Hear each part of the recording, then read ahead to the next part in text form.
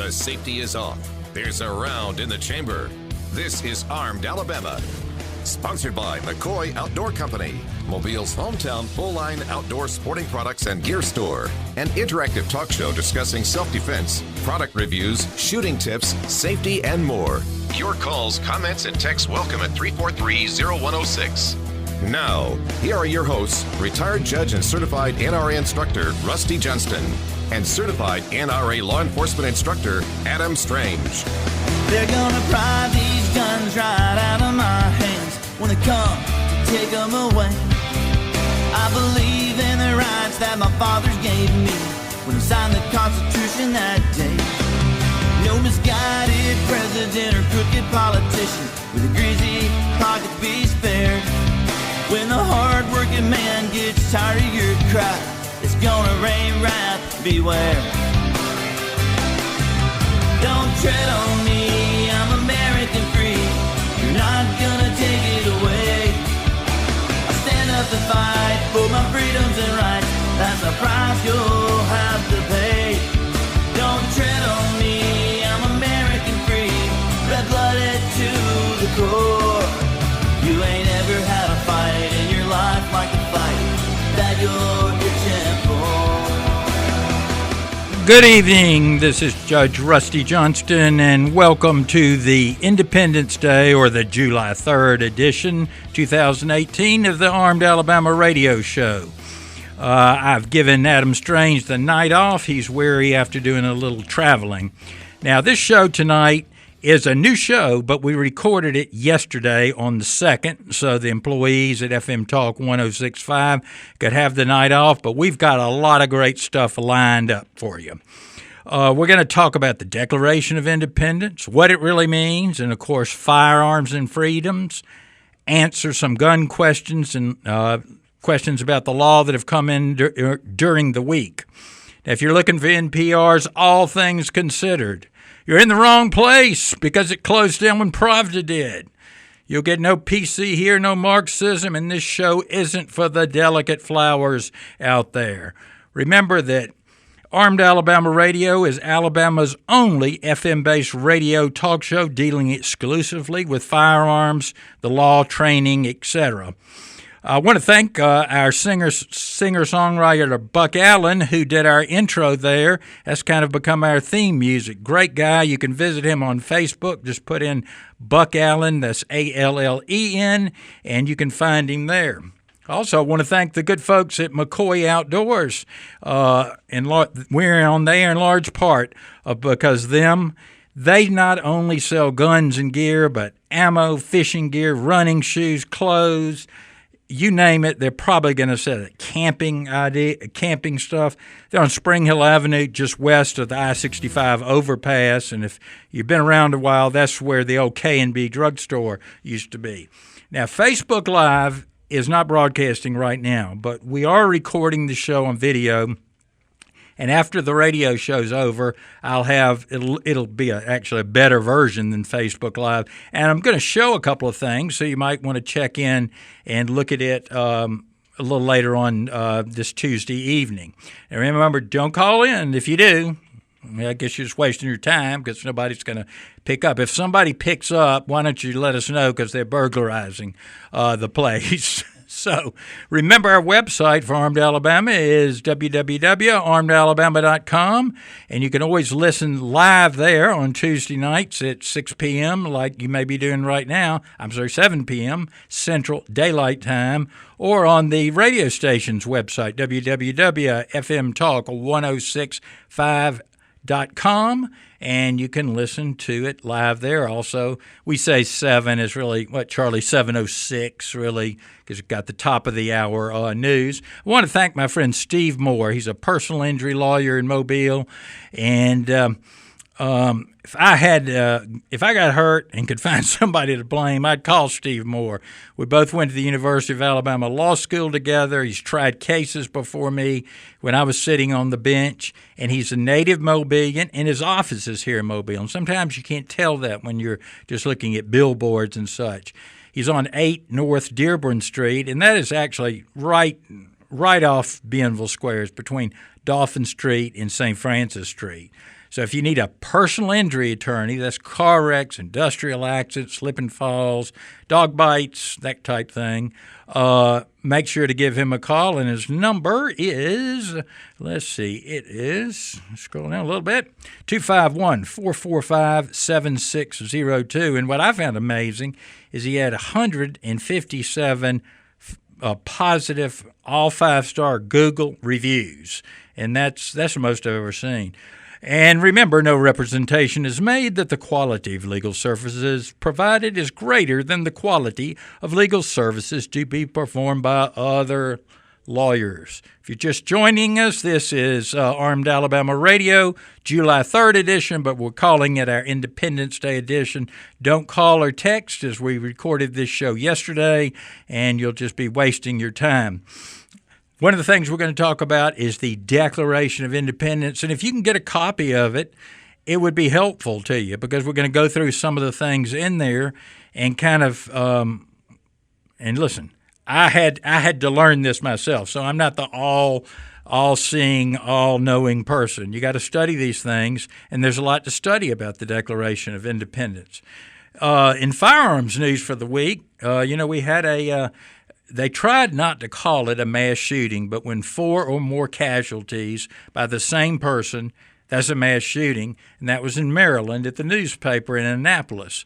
But he did it with a shotgun, and of course they don't really want to publicize that because shotguns are, quite old. And a candidate for governor, Maryland governor candidate Ben Gelius, I guess his name is, suggests a ban on shotguns.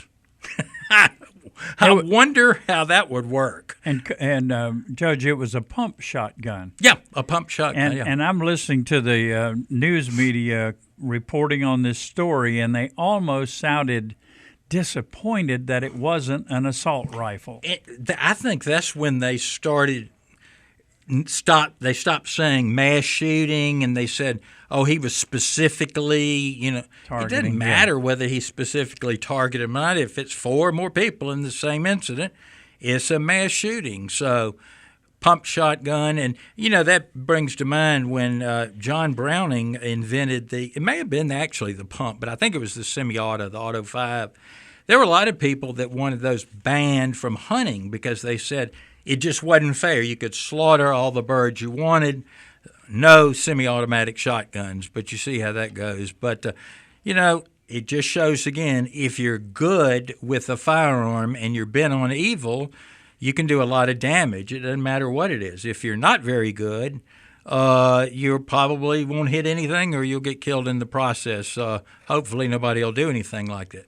Remember, don't call or text us tonight.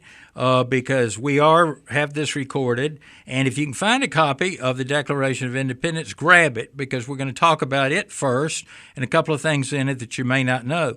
Charlie, did you know we had 3 presidents die on the 4th of July? Of course, I did not know that. Most people know Adams and Jefferson, who were friends at the end, died within hours apart on the 50th anniversary of the Declaration of Independence. They died on the same day? On the same day, July 4th, the same year, 50th anniversary.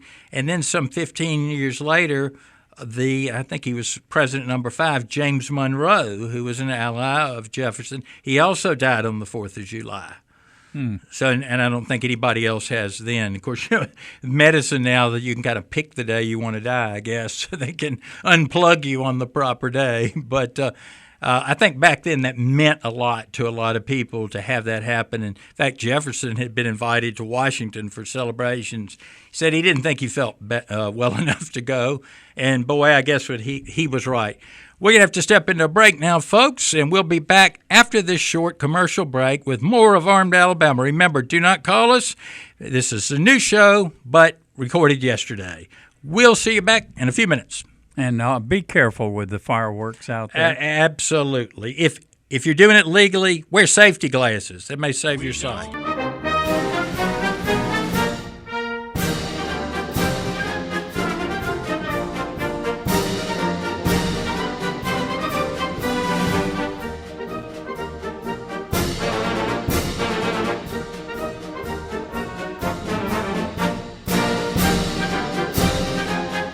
John Philip Sousa there. I feel like getting up and marching around. He wrote,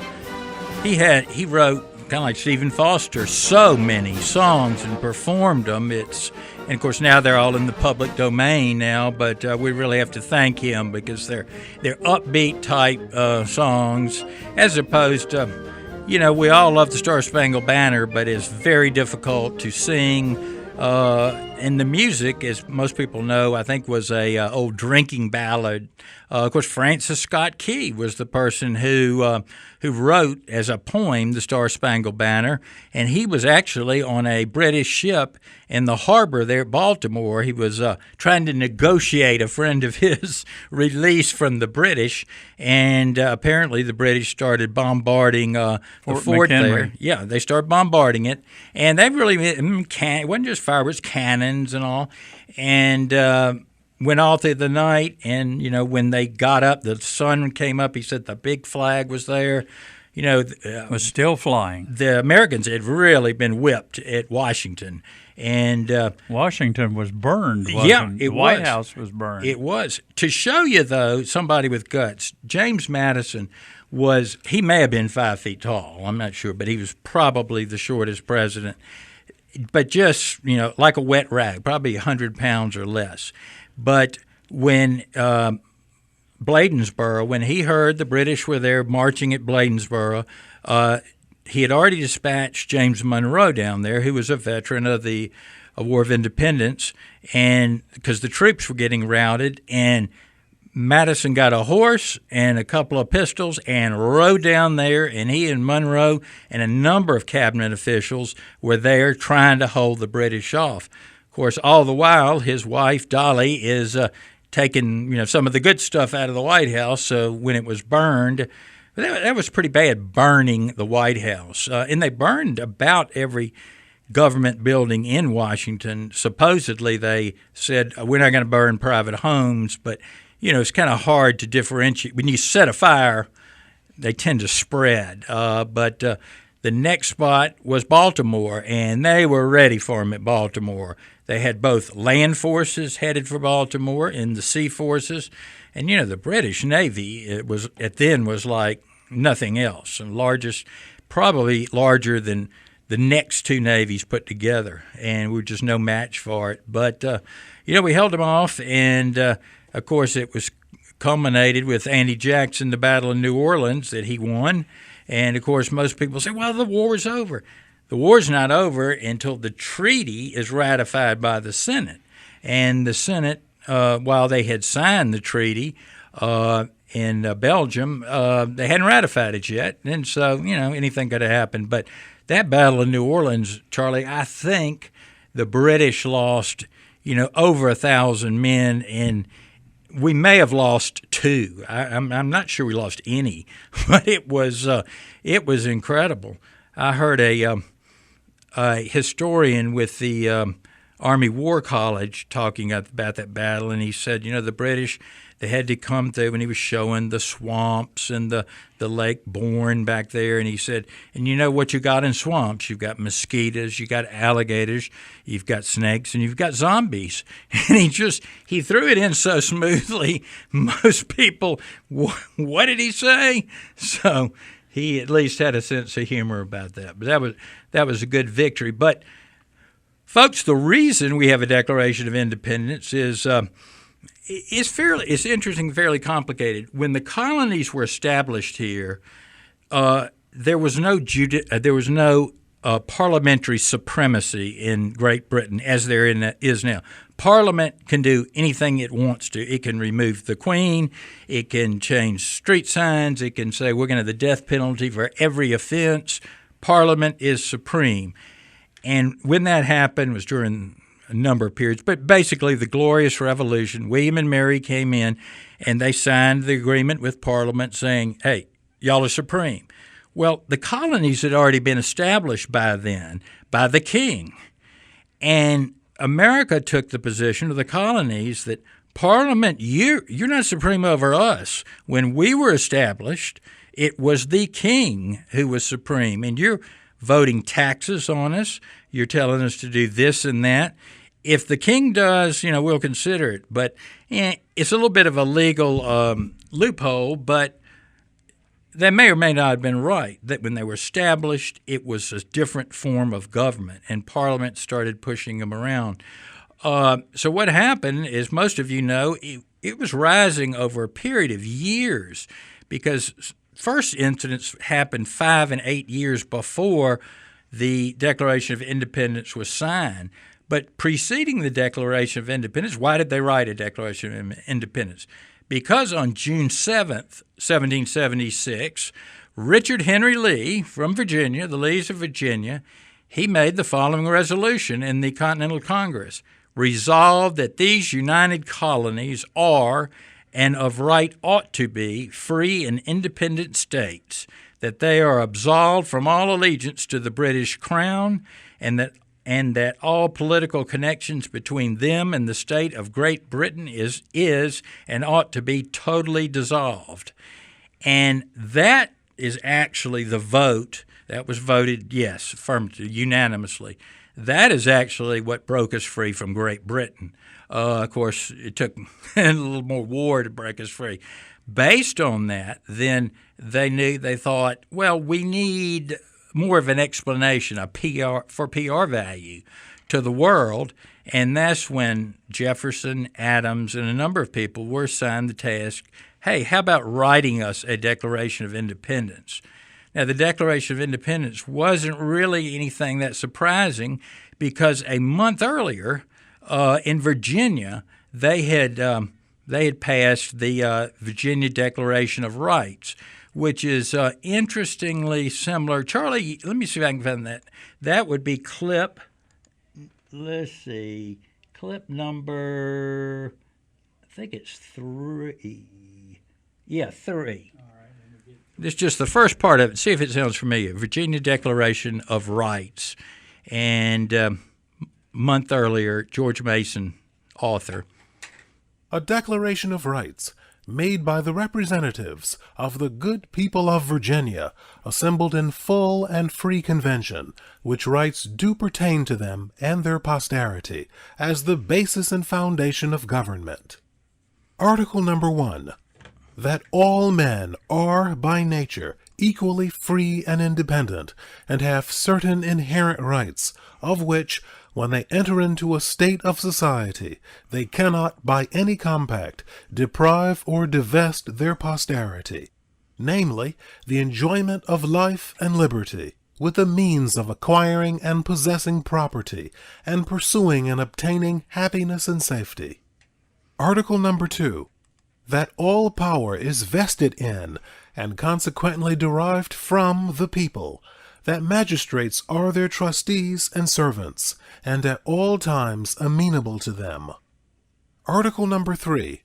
That government is, or ought to be, instituted for the common benefit, protection, and security of the people, nation, or community, of all the various modes and forms of government that is best, which is capable of producing the greatest degree of happiness and safety, and is most effectually secured against the danger of maladministration, and that, whenever any government shall be found inadequate or contrary to these purposes, a majority of the community hath an indubitable, unalienable, and indefeasible right to reform, alter, or abolish it in such manner as shall be judged most conducive to the public weal. Interesting. Sounded a lot like, now that was in June of 1776, and of course in July we got our Declaration of Independence that says many of the same things. It doesn't say indubitable. That's a tough one. One thing we're going to talk about when we get back is, when are you allowed, at least under theoretical law, to overturn a government that has become despotic or tyrannical? When is that allowed?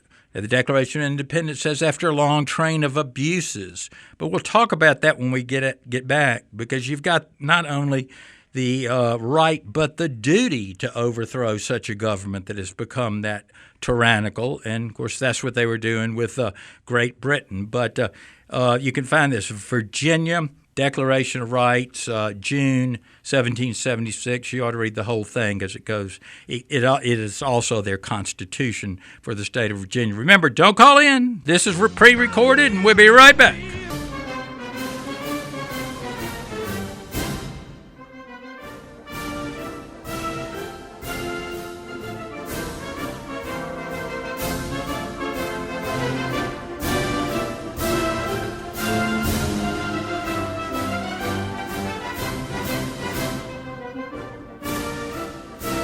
Too bad we don't have the fireworks playing. We could coordinate them together, which a lot of the fireworks shows do now, which is pretty cool.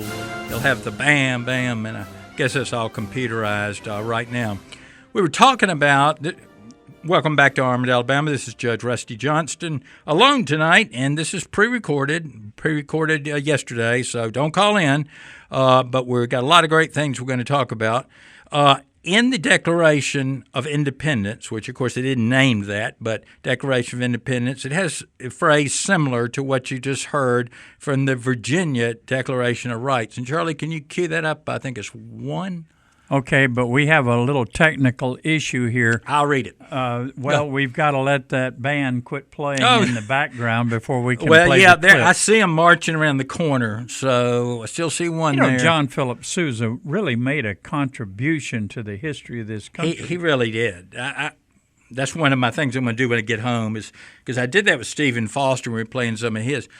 He must have written hundreds of songs. I mean, it was just incredible. There's actually a campaign song for George McClellan that he supposedly wrote. It's called Little Mac, Little Mac, da-da-da-da. If I had my other computer, I could find it. Go down to Washington. We've got to defeat Lincoln and Johnston too. So it's pretty interesting. But he made a lot of them. Well, I want to remind everybody, too, again, as you said, coming in, as we kill a little bit of time here for the march music to get out of the way, that this is a special edition of Armed Alabama, pre-recorded last night for airing tonight. And, Judge, can I mention one thing real briefly about those of you who are really excited because you went out and bought $1,000 worth of fireworks and you're going to start 3 or 4 days before the 4th and then be blowing them off the week after. There are, and if you know of veterans in your area who may be suffering from PTSD, kind of keep that in mind and maybe keep your celebration sort of within the and maybe knock it off at 9 or so. Yeah, we don't need them at 2 o'clock in the morning. I guess it gets dark so late, but not at. You don't have to wait till midnight to shoot your fireworks. And then also there's a number of pets in your neighborhood who just... they say half the pets are on Valium because of the fireworks. Yeah, they're scared to death of it. Anyhow, we can do the clip. All right, just a little bit of the Declaration of Independence. All right. This was clip 2? I think it was 1, wasn't it? Well... It may be 2. Well, now, wait a minute. Let me make sure. We're not Rush Limbaugh here. Declaration of Independence is 1. Okay, Here we go. When in the course of human events it becomes necessary for one people to dissolve the political bands which have connected them with another, and to assume among the powers of the earth the separate and equal station to which the laws of nature and of nature's God entitle them, a decent respect to the opinions of mankind requires that they should declare the causes which impel them to the separation. We hold these truths to be self-evident, that all men are created equal, that they are endowed by their Creator with certain unalienable rights, that among these are life, liberty, and the pursuit of happiness. And as you know, it goes on, Charlie, to describe when a people have a right to abolish or alter their form of government. For instance, it says, it is the right of the people to alter or to abolish it and to institute a new government, laying a foundation on such principles and organizing its powers in such form as it shall seem most likely to affect their safety and happiness. Prudence, indeed, will dictate that governments long established should not be changed for light and transient reasons, and accordingly experience hath shown that mankind are more disposed to suffer where evils are sufferable than to right themselves by abolishing the form of government which they are accustomed to. But when a long train of abuses and usurpations pursuing invariably the same object evidences a design to reduce them to utter despotism, it is their right, it is their duty to throw off such government. And and during King George's time, that was pretty easy to determine. But today, how would you know when it's time to do that? Well, that's good, because I've had that question come up. And when I was lecturing to I think at the University of Alabama Law School, and I gulped a little, but I pulled a rabbit out of the hat. There was a case, I think it was a 2003 case, of all things out of California on the Ninth Circuit Court of Appeals, but Judge Alex Kaczynski was the chief judge then. Real good guy, Reagan appointee, and he wrote a dissenting opinion that I think encompasses when you have that right. And I'll read just a little bit. All too many of the great tragedies of history, Stalin's atrocities, the killing fields of Cambodia, the Holocaust, to name but a few, were perpetuated by armed troops against unarmed populations. Many could well have been avoided or mitigated had the perpetrators known that their intended victims were equipped with a rifle and 20 bullets apiece, as the Militia Act required here. Jewish fighters in the Warsaw Ghetto could hold off the Wehrmacht for almost a month with only a handful of weapons. 6 million Jews with rifles could not easily have been herded into cattle cars. My excellent colleagues have forgotten these bitter lessons of history.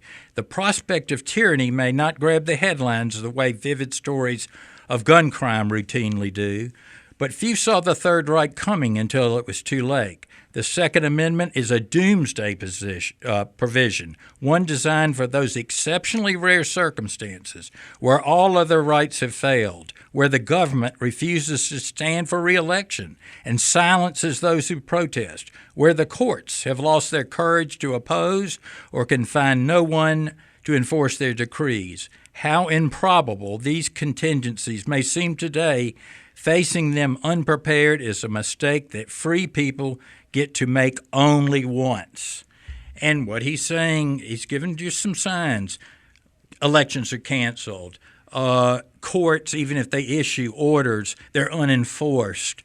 Protests are banned. Freedom of the press, speech are banned. When you start seeing those things, it's like Judge Andy Napolitano says, you kind of know it in your heart.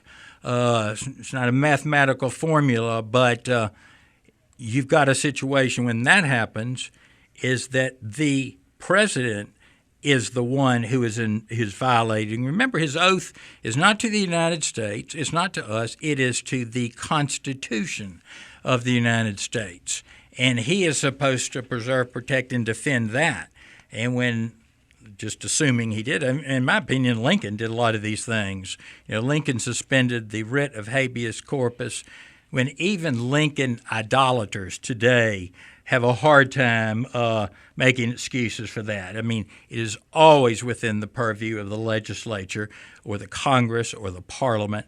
If it was within the purview of the king, then why even have a writ of habeas corpus? And, of course, habeas corpus, folks, means is if you're picked up, whether it's the police or the military, you have a right, assuming you can get a note to a friend or whoever, to file an action in court, the proper court, to say, the judge will say, why are you holding this man? Mm-hmm. And they'll say, well, we're holding him because the grand jury's meeting tomorrow and we expect he's going to be indicted for, whatever. That's what Lindsey Graham in particular, if y'all get a chance, look at Senator Rand Paul challenge Lindsey Graham, who seems to think it's all right for American citizens to be arrested in the United States and be held indefinitely with no rights to a lawyer, no rights to anything. And that is pretty disturbing. he's talking, I'm not talking about somebody in the Middle East. I'm talking about if somebody's picked up in Mobile, Alabama, and is an American citizen, and they're engaged, let's say they're in league with Al-Qaeda or whatever the latest terrorist group is, under some of these acts that have been passed, they can just grab you and put you in a black hole until, quote, the war is over. Well, we don't know when that's going to be. It probably is never going to be over. Before we go to break, I want to remind everybody about McCoy Outdoor Company. They have dog carriers. They have fine boots, mace pepper spray guns, anything you've got related to the outdoor, they've got it. You can see them on Facebook at McCoy Outdoor Company.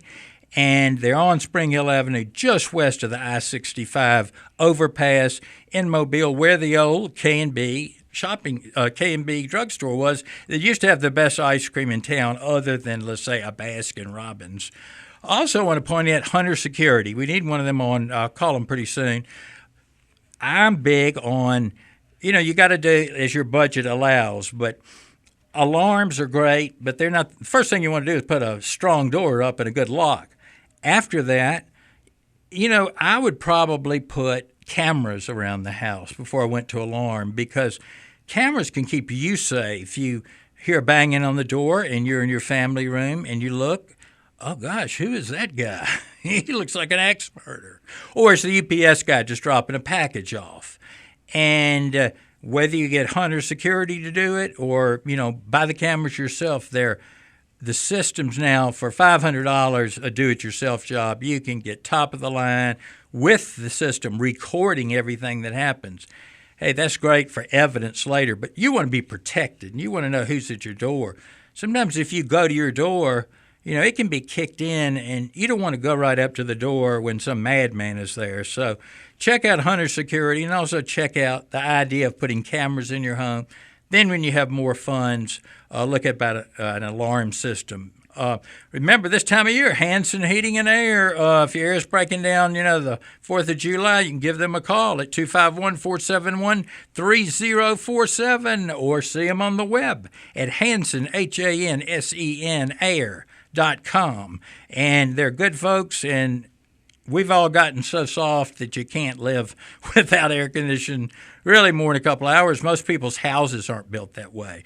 Remember, this show is pre-recorded, so don't call in, don't text, but it's a new show. And get out your Declaration of Independence, because we'll go over a little more of it, and we're going to talk gun stuff when we get back. We'll be right back. I'm glad, Charlie, you recorded me singing that the other day. In the shower, too. That's right. Lee Greenwood, and I recall that coming out around 9/11. I think it was probably made before that, but that's, it got played a lot then. I do want to thank, because I lifted this about 100-pound box here, Dr. Justin Foster at the Foster Chiropractic Clinic, and he's at 4400 Rangeline Road in Mobile, 36619. You can call him at 661-2100 or see him at www.fosterchiro.net. Now, Rusty, one more box of ammunition in that case, and you would have had to go see Dr. Foster. That's what I thought about. Yeah. This is a plastic Plano ammunition box, or it's not your Army Navy surplus type box. And the reason I'm emphasizing that is these have you're not going to be able to see it on camera, but I'll describe it on the radio. They have a O-ring, which is rubber, plastic, or whatever, as do the Army boxes, but these are new manufacture. And a lot of the GI-type ammo boxes will have rust in them. The O-rings they look cool, but these are about the same price or maybe even cheaper. But we had a question come in during the week, Charlie. How should I store my ammunition long-term? Well, kind of depends on what long-term means. But really, if you have an air-conditioned house, you could probably keep it years in your house without any problem. But I'll show you the way I do it. I have one of these Plano-type boxes, and they make larger crates, too. And remember years ago when the food saver devices were big, people would save leftovers and all. Vacuum seal. Yeah, vacuum sealer, right. Yeah. What I do is I actually got one for that purpose and got the thickest plastic, Mylar, whatever it is. I think it's 3.5 mil. And what you do is, first of all, write the date of your purchase of your ammunition, just month and year. So you think you're going to remember, and boy, this was purchased 3 years ago, 8/15/15. So this seals it, takes out all the air, and this is about 1,000, 1,200 rounds of ammunition. And you see all of you can do them different ways, all of the boxes, the ammunition stays in the box, and the boxes are then sealed in the food sealer. And after you've gotten that, one thing... So you've got the air out of those envelopes. Yeah, air's out of the envelopes. Yeah. And if you wanted to, you could put an oxygen absorber in here, but that's kind of going overboard. Moisture's a real problem, the danger. I notice you've got some packets. Yeah, there. I was going to tell you. You can buy these desiccant packets. They're the type that come with medicine and that type thing. You can buy them at lots of places. I think I probably got that from Amazon. And after you get it loaded up, remember to write on your boxes ammo, at least what year you bought it. Throw in about 8 or 10 of these, seal it up. And what I do, just to kind of let folks know, hey, this is sealed, and don't go pinching a box of ammo out of it, because there are no loose boxes in there. I just put a zip tie on it. I mean, obviously that's not for security, but it's just kind of a signal, hey, that's all packed up. And then on the front I have it labeled 9mm full metal jacket, FMJ, because otherwise you'll be opening the box all the time. And that's a black rubber type box, rubber plastic with a hinged lid and then a place to secure it. It's probably $11 or something like that. Good deal. So you can get organized, and you can keep that would last 100 years. Now what I do, mine's in an air-conditioned spot, but it's on a shelf. It's not on the floor, because a lot of times, let's say even if you have a tile floor, the concrete will go through the tile and you'll get a chill, maybe some moisture. So get it off the floor anyway. But don't have it in an un-air-conditioned garage or anything like that. Have it where it can get some air. There's no need of putting it in a safe. Ammunition has to be in a chamber in order to fire. The bullet is the part that shoots out. It won't explode by just me throwing that in the fire. Now, you may get some popping, but it has to have that contained chamber in order to fire a bullet. But a lot of people, and I did it one time, would fill up 2/3 of my safe with ammunition, and there's really no need to do that. Notice McCoy's, McAdamy, none of those places, they've got 3-foot, 8-foot stacks of ammunition piled up. They're not in any kind of safety box.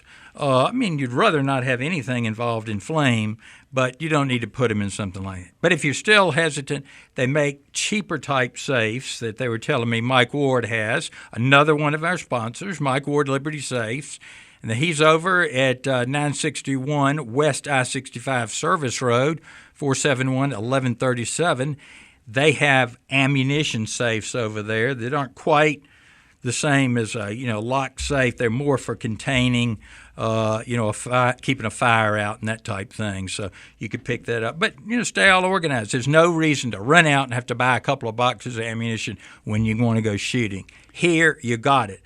Now, folks, remember this program you listen to tonight, our special edition, our April Fools, our Independence Day edition of the Armed Alabama Show is pre-recorded yesterday, so the employees could have the night off. So don't call, don't text.